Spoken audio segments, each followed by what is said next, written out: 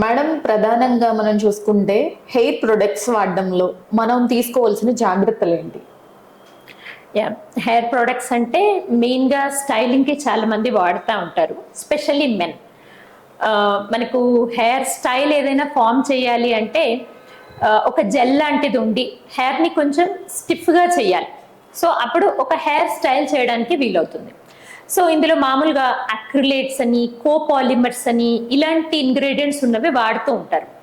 వీటితో పాటు కొన్నిట్లో ఆల్కహాల్ బేస్ ఉంటుంది, లైక్ ప్రొపిలీన్ గ్లైకాల్ అని అంటూ ఉంటాం. సో ఇలాంటి ఇంగ్రీడియంట్స్ ఉన్నప్పుడు ఏమైతుంది అంటే there will be hair damage. So కొంచెం జాగ్రత్తగా ఉండాలి. ప్రోడక్ట్ వాడిన తర్వాత ఎంతసేపు ఉంటే అవసరమో అంతవరకు ఉంచుకొని వన్స్ వీఆర్ బ్యాక్ దాన్ని వాష్ చేయడం బెటర్ అని నా advice.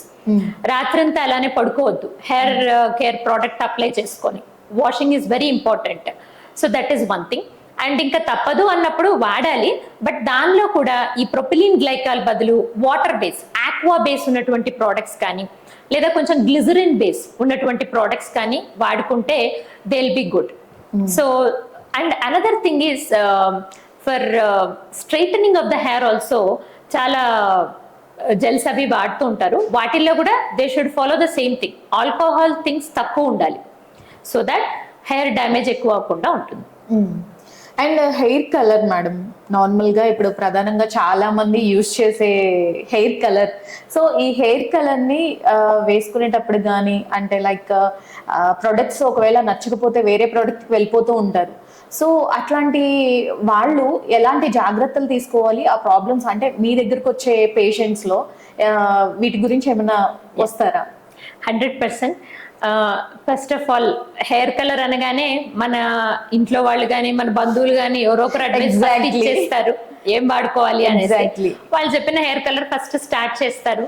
And of course Indian women మనం అందరము బేసిక్ గా we start with henna, which is a natural hair colour అనుకోండి. కొంచెం గ్రే హెయిర్ వచ్చేసరికి అది రెడ్ అయినప్పుడు we want to shift to something which can మనకు బ్లాక్ కలర్ ఏది ఇస్తుందో దానికి మూవ్ అవుదామని అనుకుంటాము. సో అందులో మనకు కూడా బ్లాక్ హెన్నాలు బాగా available outside powder form లో. సో చాలా మంది Banjara black henna, whatever black henna, I don't want to take any names. So black henna పెట్టేస్తూ ఉంటారు. ఇక కొన్ని జెల్ బేస్డ్ అవైలబుల్ ఉంటాయి. కాకపోతే ఇందులో ఏంటంటే హెయిర్ డై అనే దానిలో మెయిన్గా ప్రొపిలీన్ డైమీన్ అనే ఒక ఇంగ్రీడియంట్ ఉంటుంది, అదర్వైజ్ టొలుడిన్ డైమీన్ అనే ఒక ఇంగ్రీడియంట్ ఉంటుంది. సో ఈ ఇంగ్రీడియంట్ హెయిర్ షీత్ లోపలికి ఎంటర్ అవ్వాలి, అప్పుడు హెయిర్ కలర్ మారుతుంది. సో దానికి ముందు మనం ఏం చేస్తాము అంటే ఉన్న హెయిర్ షీత్ని కొంచెం డ్యామేజ్ చేసి దీన్ని ఎంటర్ చేయటం జరుగుతుంది అనమాట. సో ఆ విధంగా కొన్ని వాటిల్లో ఫస్ట్ ఉన్న షీత్ని రిమూవ్ చేసేటువంటి products are very harmful. So వాటి వల్ల ఏమవుతుంది, మొత్తం హెయిర్ డ్యామేజ్, రఫ్గా అయిపోవడము, బ్రేకేజ్ అవ్వడము జరుగుతుంది. కాబట్టి మనం చూస్ చేసుకునేటప్పుడు ఏం చూస్ చేసుకోవాలి అని అంటే ప్రయర్ వాడేటువంటి ప్రిపరేటరీ లోషన్ ఏదైతే ఉంటుందో అది కొంచెం గ్లిజరిన్ బేస్డ్ అయి ఉండాలి, పెరాక్సైడ్ బేస్డ్ అయి ఉండకూడదు. ఇలాంటి కేర్ తీసుకోవాలి.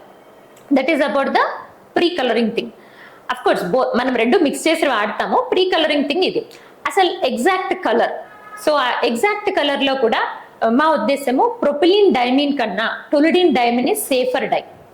ఎందుకంటే ప్రొపిలీన్ డైమీన్ ఎక్కువసేపు ఉంచేయటం వల్ల కొద్దిగా హెయిర్ స్కిన్ పిగ్మెంటేషన్ ప్రాబ్లమ్స్ వస్తున్నాయి. మాకు ఒక కండిషన్ ఉంటుంది డర్మటాలజీలో, మేము దాన్ని లైకెన్ ప్లానస్ పిగ్మెంటోసిస్ అని అంటూ ఉంటాం. ఒక greyish black, bluish black sheen మొత్తం ఫేస్, నెక్ అంతా వచ్చేసి మనిషిని దూరం నుండి చూసినప్పుడు మొత్తం నల్లగా కనిపిస్తూ ఉంటారు, ఏదో బూడిద పూసేసినట్టు. సో దట్ డిసీజ్ అది రావడానికి కారణం హెయిర్ డై. అందువల్ల చాలా మందికి మేము అసలు యాక్చువల్లీ నా నెక్స్ట్ క్వశ్చన్ అదే, అంటే ఏ ప్రాబ్లమ్స్ రావడం వల్ల ప్రాబ్లమ్స్ అంటే స్కిన్ ఎలర్జీస్ అట్లా వచ్చే ఛాన్సెస్ ఉన్నాయి madam? 100%. That is one thing. ఇది వచ్చేసి దానివల్ల ఒక అలర్జిక్ రెస్పాన్స్ డెవలప్ అయ్యి వచ్చే పిగ్మెంట్. మీరు అన్నది ఇంకోటి ఏంటంటే డై వేసుకోగానే అలర్జీ. యా, చాలా మంది వస్తూ ఉంటారు. ఇలా ఈ పీపీడి అని చెప్పాను కదా, అది ఎక్కువ మోతాదులో ఉన్నప్పుడు మనకు స్కిన్ ఇరిటేట్ చేసేసి ఆ స్కిన్ లో ఎగ్జిమా లాగా, అలర్జీ లాగా వచ్చేస్తుంది. అలర్జిక్ కాంటాక్ట్ డర్మటైటిస్ అని అంటాం. సో అంతా నీరు కారిపోతూ సెకండరీగా ఇన్ఫెక్ట్ అయిపోయి నాట్ ఓన్లీ హెయిర్ లోనే కాదు, అది డిసెమినేషన్ అంటాం, బాడీలో కూడా హ్యాండ్స్ మీద చేతుల మీద అలర్జీ అనేది స్ప్రెడ్ అయ్యే ఛాన్స్ ఉంటుంది. కాకపోతే ఒక వ్యక్తి ఒకసారి హెయిర్ డైకి అలర్జీ రెస్పాన్స్ చూపించారు అంటే ఇంకా వాళ్ళకి ఆ అలర్జీ లైఫ్ లాంగ్ ఉంటుంది. ఓకే, వాళ్ళు మళ్ళీ మళ్ళీ ఆ హెయిర్ డై అయితే యూస్ చేయలేరు. కాకపోతే ఇంగ్రీడియంట్స్ మార్చాలి. ఇప్పుడు నేను మీతో అన్నాను పీపీడీ పడలేదు అనుకోండి, టొలిడిన్ డైమిన్ కి రావాలి.